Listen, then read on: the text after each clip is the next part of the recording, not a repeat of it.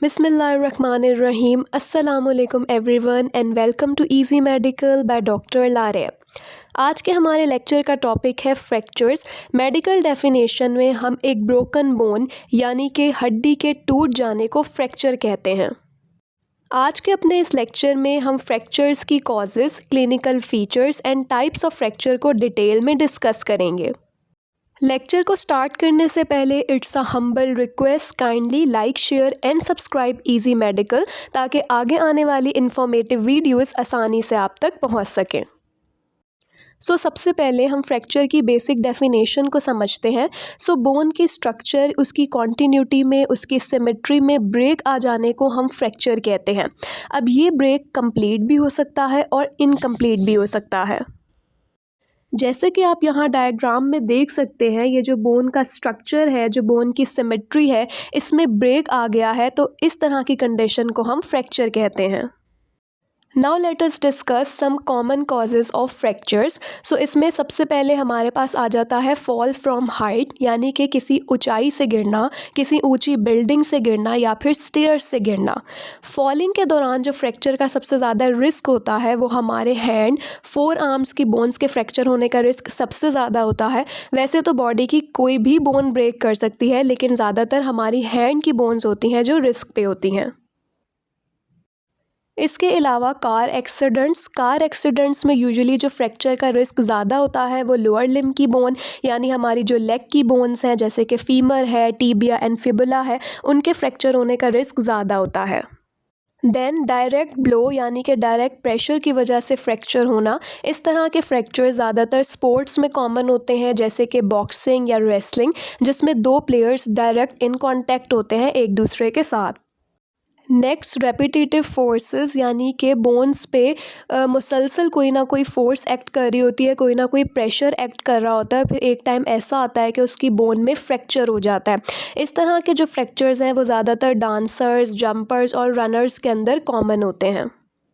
And the last one are pathological fractures. ये fractures जो किसी अंडरलाइंग डिजीज़ की वजह से होते हैं, जैसे कि ओस्टियोपोरोसिस का होना या किसी किस्म के बोन के कैंसर का होना। अब डिस्कस करते हैं उन क्लिनिकल फीचर्स को, उन साइन एंड सिम्टम्स को जिनके साथ फ्रैक्चर का पेशेंट प्रेजेंट होगा। सबसे पहले तो पेशेंट को बहुत स्वेयर पेन होगा उस एरिया में जहाँ पर उसका फ्रैक्चर हुआ है। इसके अलावा पेशेंट जो है वो शॉक में भी जा सकता है, अनकॉन्शियस भी हो सकता है। ये डिपेंड करता है कि अगर फ्रैक्चर बहुत ज़्यादा स्वेयर है और वहाँ पर बहुत ज़्यादा ब्लीडिंग हुई है, ऑर्गन डैमेज हुए हैं, मल्टीपल इंजरीज़ हुई हैं, तो पेशेंट शॉक में जा सकता है और अनकॉन्शियस भी हो सकता है। देन डिफ़ॉर्मिटी वहाँ पर नज़र आएगी बोन्स की डिस्प्लेसमेंट की वजह से। उस एरिया में स्वेलिंग होगी, टेंडरनेस होगी, यानी पेशेंट्स जो है उस एरिया में टच करना अलाउ नहीं करेंगे पेन की वजह से। देन वहाँ पर मसल स्पेस्म हो सकता है, मसल टाइट होंगे आसपास के। देन अनकॉन्शियसनेस, जो कि अभी हमने प्रीवियसली डिस्कस की। इसके अलावा अगर इंजरी बहुत ज़्यादा स्वेयर है और जो है वो आर्टरीज़ डैमेज हो गई हैं, कैपिलरीज़ डैमेज हो गई हैं, तो ब्लीडिंग भी काफ़ी ज़्यादा होगी। बोन के ब्रेक करने की वजह से या जॉइंट के डिस्प्लेस होने की वजह से एबनॉर्मल मूवमेंट्स हो सकती हैं, क्रैपिटस भी हर्ट हो सकते हैं एंड लॉस ऑफ फंक्शन भी हो सकता है। अगेन ये डिपेंड करता है स्वेयरिटी ऑफ इंजरी पे। अगर तो इंजरी बहुत ज़्यादा स्वेयर होगी तो उस एरिया का, उस स्ट्रक्चर का कंप्लीट लॉस ऑफ फंक्शन होगा, और अगर इंजरी इतनी स्वेयर नहीं है तो पेशेंट जो है वो कुछ कैपेबल होगा कि वो अपने उस एरिया को मूव कर सके। अब हम डिस्कस करते हैं types and pattern of fractures. सबसे पहले हमारे पास आ जाता है कंप्लीट फ्रैक्चर। जैसा कि हमें इसके नाम से पता चल रहा है, इसमें क्या होगा कि जो इंटायर क्रॉस सेक्शन है बोन का वो पूरा का पूरा ब्रेक कर जाएगा। Next one is incomplete fracture. इसका भी हमें इसके नेम से आइडिया हो रहा है कि इनकम्प्लीट फ्रैक्चर का मतलब ये है कि बोन के इंटायर क्रॉस सेक्शन में ब्रेक नहीं आया, बल्कि the part of the cross section of bone is fractured. जैसा कि इस डायग्राम में पॉइंटेड एरो आपको शो कर रहा है कि इस एरिया में सिर्फ half of the cross section of bone जो है वो फ्रैक्चर हुआ है। क्लोज फ्रैक्चर, इस तरह के फ्रैक्चर को हम सिंपल फ्रैक्चर भी कहते हैं। ये वो फ्रैक्चर होता है जिसमें बोन तो ब्रेक करती है लेकिन out of the skin move नहीं करती। जैसे कि आप इस डायग्राम में देख सकते हैं कि बोन जो है वो फ्रैक्चर्ड हो गई है लेकिन वो स्किन से बाहर नहीं आई। ओपन फ्रैक्चर को हम कंपाउंड या फिर कॉम्प्लेक्स फ्रैक्चर्स भी बोलते हैं। ये इस तरह का बोन ब्रेक होता है कि एक्सटर्नल फोर्स की वजह से ना सिर्फ बोन ब्रेक होती है बल्कि bone out of the skin भी मूव कर जाती है, जो कि स्किन को भी डैमेज करती है एंड सॉफ्ट टिश्यूज़ को भी डैमेज करती है। इसके अलावा इस तरह की फ्रैक्चर्स में इन्फेक्शन का रिस्क ज़्यादा होता है, क्योंकि यहाँ पर एक ओपन वूंड क्रिएट हो जाता है और उस वूंड में से bacterias and pathogens easily body के अंदर एंटर हो सकते हैं और इन्फेक्शन क्रिएट कर सकते हैं। पैथोलॉजिकल फ्रैक्चर, ये वो फ्रैक्चर होते हैं जो किसी अंडरलाइंग डिजीज़ की वजह से होते हैं। बेसिकली इसमें होता यह है कि जो अंडरलाइंग डिजीज़ होती है वो बोन को इतना वीक कर चुकी होती है कि आफ्टर अ ट्राइवियल वायलेंस यानी मामूली सी फोर्स के साथ ही बोन जो है वो ईजिली ब्रेक हो जाती है और उसमें फ्रैक्चर आ जाता है। फॉर एग्ज़ाम्पल ओस्टियोपोरोसिस एक ऐसी कंडीशन जिसमें बोन की मिनरल डेंसिटी कम हो जाती है और फ्रैक्चर का रिस्क बढ़ जाता है। देन ओस्टियोजेनेसिस इम्परफेक्टा एक ऐसा जेनेटिक डिसऑर्डर जिसमें वो जीन्स जो कि कोलेजन बनाती हैं वो डिफेक्टिव होती हैं। एज अ रिज़ल्ट जो भी बोन बनती है वो वीक होती है और उसमें फ्रैक्चर का रिस्क इंक्रीज़ हो जाता है। देन ओस्टियोजेनिक सार्कोमा यानी कि बोन कैंसर, इसके अलावा पेजेड डिजीज़ एक ऐसा क्रॉनिक स्केलेटल डिसऑर्डर जिसमें एबनॉर्मल बोन रीमॉडलिंग होती है। अब हम डिस्कस करते हैं पैटर्न्स ऑफ फ्रैक्चर। फ्रैक्चर के डिफरेंट पैटर्न्स होते हैं, हम वन बाय वन उन्हें डिटेल में डिस्कस करते हैं। ग्रीन स्टिक फ्रैक्चर, ये फ्रैक्चर जो होता है ये चिल्ड्रंस के अंदर यानी कि बच्चों में ज़्यादा कॉमन होता है। इसमें बेसिकली क्या होता है कि बोन एक साइड से बेंड होती है और दूसरी साइड से उसमें ब्रेक आ जाता है यानी कि फ्रैक्चर हो जाता है और ये ज़्यादातर रेडियस में कॉमन होता है, जैसे कि आप यहाँ पे डायग्राम में भी देख सकते हैं। अब हम ये देख लेते हैं कि हम ग्रीन स्टिक फ्रैक्चर को ग्रीन स्टिक क्यों बोलते हैं। अगर आपने कभी किसी जो प्लांट है उसकी स्टिक को अगर आपने बेंड किया हो तो आप ये देखेंगे कि वो एक साइड से तो बेंड हो जाती है और दूसरी साइड से उसमें ब्रेक आ जाता है। इस वजह से हम ग्रीन स्टिक फ्रैक्चर को ग्रीन स्टिक कहते हैं, क्योंकि इस फ्रैक्चर में भी सेम यही चीज़ होती है। ट्रांसवर्स फ्रैक्चर, इसको हम ट्रांसवर्स फ्रैक्चर इसलिए बोलते हैं क्योंकि इसमें जो बोन पे ब्रेक आता है वो बिल्कुल 90 डिग्री के एंगल पर आता है। इसको हम हॉरिजॉन्टल फ्रैक्चर लाइन भी बोलते हैं और इस तरह के फ्रैक्चर ज़्यादातर डायरेक्ट ब्लो की वजह से होते हैं। ऑब्लीक फ्रैक्चर, जैसे कि इसके नेम से हमें पता चल रहा है, इसको हम ऑब्लीक फ्रैक्चर इसलिए बोलते हैं क्योंकि इसमें जो फ्रैक्चर लाइन होती है वो ऑब्लीक होती है यानी डायगनल होती है।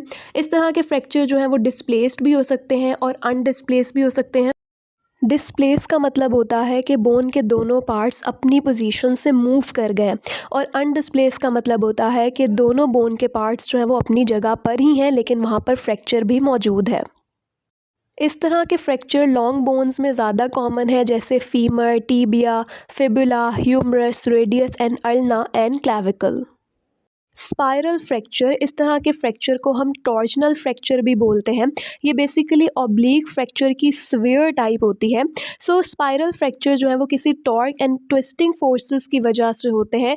ये फ्रैक्चर ज़्यादातर ऐसी स्पोर्ट्स में होते हैं जिसमें बॉडी की एक एक्सट्रीमिटी मूव कर रही होती है जबकि एक एक्सट्रीमिटी स्टिल होती है, जैसे कि बास्केटबॉल एंड स्काइंग। कॉम्बिन्यूटेड फ्रैक्चर, ये वो फ्रैक्चर होता है जिसमें बोन जो है वो मोर देन 3 फ्रेगमेंट्स में डिवाइड हो जाती है, जैसे कि आप यहाँ पे डायग्राम में देख सकते हैं। इस तरह के फ्रैक्चर्स का जो हीलिंग ड्यूरेशन होता है वो ज़्यादा होता है।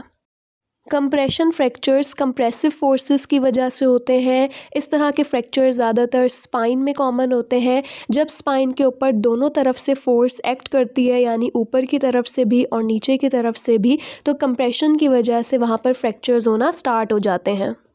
कंप्रेशन फ्रैक्चर सबसे ज़्यादा थोरेसिक स्पाइन में कॉमन होते हैं और इस तरह के जो फ्रैक्चर्स होते हैं वो ओस्टियोपोरोसिस के पेशेंट्स में ज़्यादा होते हैं। एवल्जन फ्रैक्चर, इस फ्रैक्चर के कॉन्सेप्ट को हमें थोड़ा सा समझना होगा।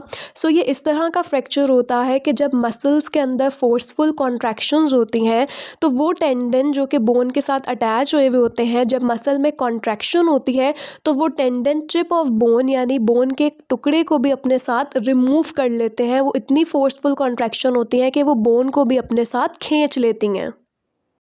यहाँ पे आपको जो एक्सरे नज़र आ रहा है ये बेसिकली कैल्केनियल एवल्जन फ्रैक्चर है। इसमें क्या शो किया हुआ है आपको कि जो आपका काफ मसल है उसमें इतनी फोर्सफुल कॉन्ट्रैक्शन हुई है कि वो कैल्केनियम पे जहाँ पर अटैच हुआ था, जो उसकी पॉइंट ऑफ इंसर्शन थी, वहाँ से उसने क्या किया है कि पार्ट ऑफ बोन को जो आप यहाँ पे देख सकते हैं अपने साथ रिमूव कर लिया है। इसके अलावा और एग्जांपल्स में हमारे पास ग्रेटर ट्यूबरोसिटी ऑफ ह्यूमरस की इवल्जन है, सुप्रास्पाइनेटस मसल के कॉन्ट्रैक्ट होने की वजह से, जो कि शोल्डर के लेवल पर होती है। इसके अलावा इवल्जन फ्रैक्चर ऑफ टिबियल ट्यूबरोसिटी है, जो कि नी के लेवल पर होती है। डिप्रेस्ड फ्रैक्चर ये इस तरह का फ्रैक्चर होता है जिसमें जो ब्रोकन बोन है वो अंदर की तरफ मूव कर जाती है। इस तरह के फ्रैक्चर ज़्यादातर स्कल एंड फेशियल बोन्स में होते हैं। इम्पैक्टेड फ्रैक्चर ये इस तरह के फ्रैक्चर होते हैं कि जो दो बोन्स होती हैं वो ब्रेक करने के बाद एक दूसरे के अंदर मूव कर जाती हैं, यानी एक दूसरे के अंदर धंस जाती हैं, जैसे कि आप डायग्राम में भी देख सकते हैं। इस तरह के फ्रैक्चर ज़्यादातर फॉल में कॉमन होते हैं और वो बच्चे जो कि 12 ईयर्स से कम के होते हैं उनमें ज़्यादातर कॉमन होते हैं। ये फ्रैक्चर यूजुअली लॉन्ग बोन में होते हैं, जैसे कि रेडियस और अल्ना। एट द लास्ट अब हम ये स्टडी करते हैं कि हम एक फ्रैक्चर को किस तरह से डिस्क्राइब करते हैं, एक फ्रैक्चर में हमें क्या क्या चीज़ें देखनी होती हैं। सो इसको हम एक वर्ड ओल्ड एसिड से याद कर सकते हैं। ओ मीन्स हमें ये देखना है कि फ्रैक्चर ओपन है या क्लोज्ड है। देन एल हमें फ्रैक्चर की लोकेशन नोट करनी है कि फ्रैक्चर किस एरिया ऑफ बॉडी में हुआ है। D means degree, fracture complete है या इनकम्प्लीट है। ए यानी कि आर्टिकुलर इन्वॉल्वमेंट चेक करनी है कि कौन से जॉइंट्स इफ़ेक्ट हुए हैं, कौन से बोन्स हैं जो कि इन्वॉल्व्ड हैं। सी मीन्स टू से कम्युनिकेटेड, यानी कि हमें टाइप ऑफ फ्रैक्चर चेक करना है कि ये फ्रैक्चर का कौन सा पैटर्न है।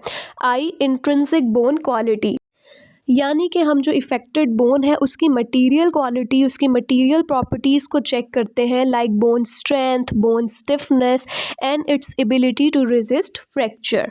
देन डी हम ये देखते हैं कि डिस्प्लेसमेंट हुई है या नहीं हुई। एंड एस यानी कि सॉफ्ट टिश्यू स्ट्रक्चर्स जो हैं वो इंजर्ड हुए हैं या नहीं।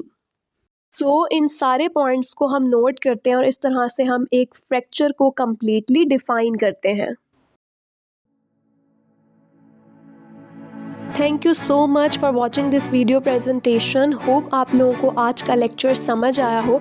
अगर लेक्चर पसंद आया है तो काइंडली चैनल को लाइक, शेयर एंड सब्सक्राइब ज़रूर करें ताकि आगे आने वाली इन्फॉर्मेटिव वीडियोस आसानी से आप तक पहुंच सकें।